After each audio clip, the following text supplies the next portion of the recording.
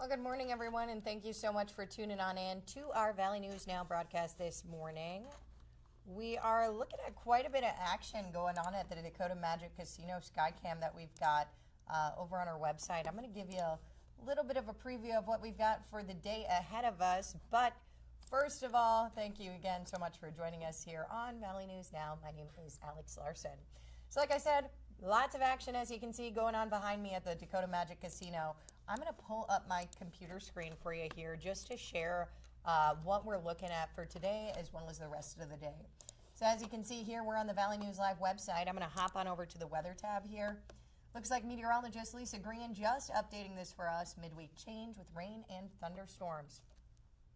So right now in Fargo, we're not really seeing, I mean, if you look out your window, you can tell, but we're sitting at 62 degrees here. Looks like throughout the day, we're only going to hop up to about 72, but check this out. As we continue on throughout the week, we've got a first alert weather day that is coming Friday. Our first alert storm team is expecting a chance of storms that day, so lots to be aware of as we head on into the weekend, especially if you got some travel plans, you got somewhere to be, you're going to want to know what we got going on Friday for whatever, wherever region you're traveling to. As you can see, 4th of July is also in our 11-day planner. I myself cannot believe that. Looks like 83, and you can't really see it too well here, but there is a chance of showers. And of course, our first alert storm team will continue to keep you updated with the very latest of everything you need to know. And also in Fargo, it looks like we're going to start seeing showers as we head on into the 9 o'clock hour as well. Thunderstorms by 10 potentially, and then just kind of gloomy today is the vibe I'm getting. So don't expect sunshine at the pool today. We're looking at some clouds and some rain. We're going to hop on over to our news segment of this. I'm going to tell you about a Moorhead teen who was hurt in a crash last night in Fargo. So Fargo Police Department says officers responded to the intersection of 42nd Street South and 9th Avenue South. That was just after 7:30 p.m. for a vehicle and motorcycle crash. Fargo Police did ask folks in that area to avoid it and close that intersection for nearly 2 hours. Officials say the driver of the motorcycle, 18-year-old Audrey Hansen, is suffering serious but non-life-threatening injuries, and she was taken to a local hospital. Hansen was also cited for failure to yield when turning. And one man's been arrested after police say he threw a knife at several moving vehicles. Let's pull his mugshot up for you here. This is Peter Isensee. Police were called to the intersection of 1st Avenue and 10th Street on June 19th for reports of a disturbance with a knife. Police say they spoke with 4 victims, all of whom say Peter Isensee threw a knife at them while they were driving. Isensee damaged several people's windshields, left a softball-sized crack in a window of a car, and it also damaged a sunroof. Police later found Isensee with a glass marijuana pipe on him. He's denied all of the allegations against him. And we now know that a 4th person was killed over the weekend due to the severe weather. Stutsman County Emergency Management Team says a 76-year-old man was found dead on Saturday. As we reported for you over the weekend, there were 3 others who were killed in the storms that rolled through Enderlin. And I'm going to give you a little bit of a preview of the cleanup that's going on in Enderlin. Community really coming together here to take care of business. You can see hundreds of community members coming out to clean up. They were cleaning up farm fields in Enderlin after that deadly tornado swept through town. Now, days after the F3 tornado, several trees and other debris can still be seen throughout the town's farmland.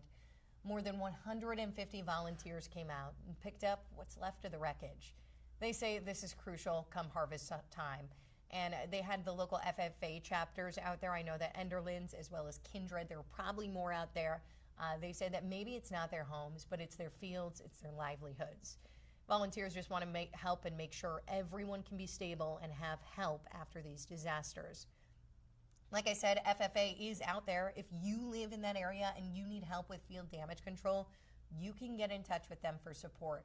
You can also check out this full story and hear from those volunteering and those affected over on our website, valleynewslive.com. We've got all those details for you on there.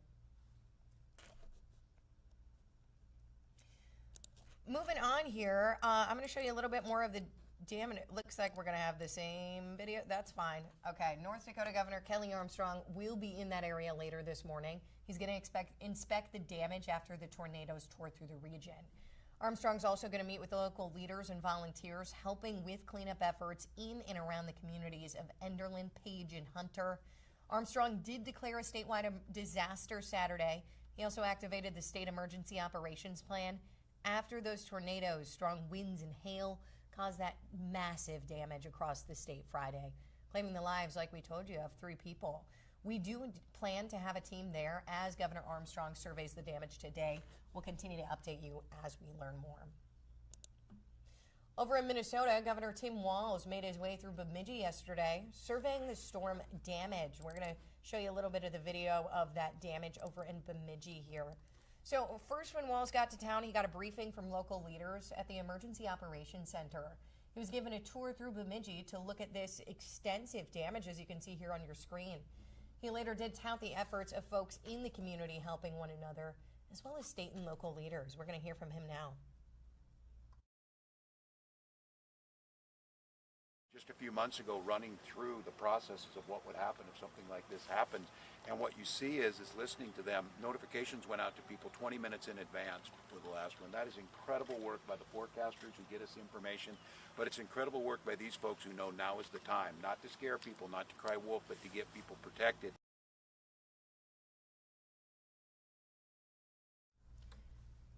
And yes, just tons of devastation throughout the valley. Over in Valley City, though, there's a home that is a total loss. I'm going to pull this up for you here in the wake of those tornadoes. So this is actually in the southwest part of Valley City following this weekend's storms. 50 volunteers were out yesterday helping to clean things up. Word getting around through a simple text message. We're going to hear from a volunteer here now.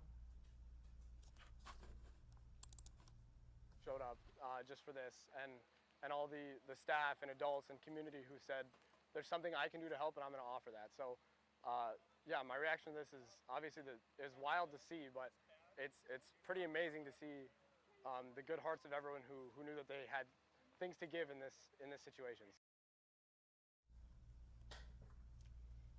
And volunteers do plan to be out there helping out all week. There's also GoFundMe for that family who is affected.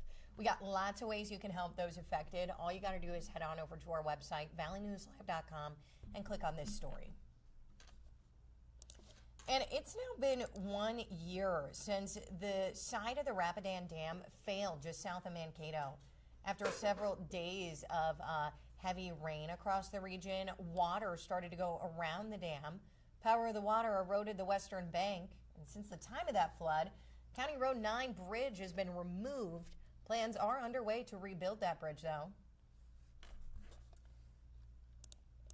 Up in Grand Forks, a local decision that we had here is now going to help shape our national security. If you're familiar with the Fufeng deal, 3 years ago, a Chinese-owned company, Fufeng, sought to buy land near the Grand Forks Air Force Base. City leaders, though, they shot it down after there were protests. So I'm going to pull up the plans for you here. You can get a better idea of where this was going to be located. So now there's a new Senate bill aiming to protect military bases around the country. Senator Kevin Cramer calls it Grand Forks' gift to national security. The Protect Our Bases Act will enhance the review of foreign real estate transactions near critical national security installations. The United States already had procedures intended to block Chinese land purchases near military posts, but as we know now, Fufeng exposed a flaw in that system back in 2022. The Grand Forks Air Force Base was not on the, quote, sensitive base list. The sensitive designation is important because that means that it gets greater scrutiny.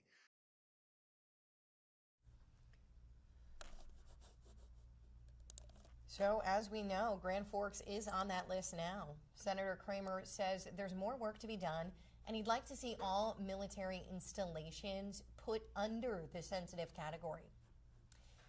And happening today, Moorhead Area Public Schools are partnering with Family Healthcare to host a vaccine clinic at the MAPS Operations Center. I'll pull up these details, okay?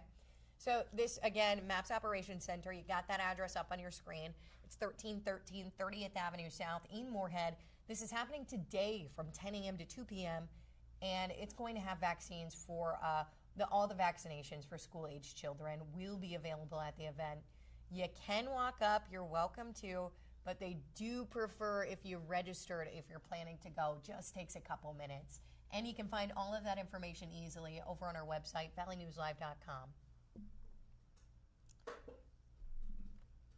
Well, that is about all I've got for you this morning on this Wednesday. We're almost halfway through the week. Keep your head up. I know this weather is a little gloomy. It can get you down, but remember, you can download our VNL weather app. Our First Alert Storm team will let you know how long this is going to last, when it's going to impact your area. And remember, we got that First Alert Weather Day happening on Friday. So we'll keep you updated on air, online, with everything you need to know to keep you and your family safe throughout this continued severe weather. Again, that's all I got for you this morning. I'm going to sign on off now, but I'll see you back here tomorrow morning around that 7:30 time frame on Facebook, YouTube, as well as our live stream. For now, I'm Alex Larson. See you back here tomorrow.